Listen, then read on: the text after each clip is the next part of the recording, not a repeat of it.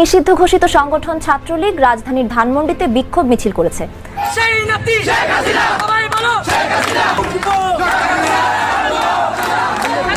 নেত্রীর প্রশ্নে আমাদের কোনো ছাড় নেই, আমরা রাস্তাতে আছি, আমরা রাজপথে থাকবো এবং রাজপথে মোকাবেলা করব।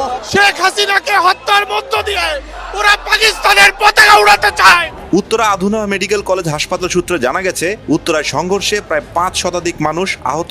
প্রিয় দর্শক, আপনারা জানলে অবাক হবেন যে শেখ হাসিনার ছবি ডাস্টবিনে ঝুলানোর কারণে বিপুল পরিমাণে দর্শক রাস্তায় নেমে তারা আন্দোলন শুরু করেছে এবং তারা এমন কিছু কথা বলছে যে শেখ হাসিনার হত্যার মধ্য দিয়ে তারা পাকিস্তানিকে শাসক দেশ হিসেবে তারা পরিচালনা করবে, এটাই তাদের ধারণা এবং তারা চায় যে আমাদের জীবন যাক, তারপরেও শেখ হাসিনার সম্মান তারা বাঁচাবে।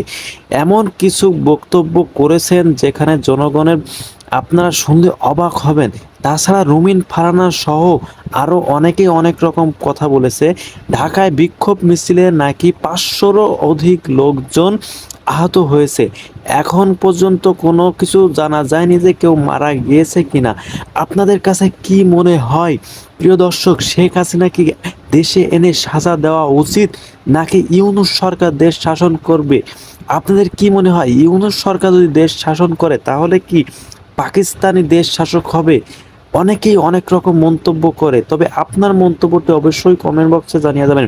তবে চলুন এখন জেনে আসি যে রুমিন ফারহানা তার গুরুত্বপূর্ণ বক্তব্য কি বলল।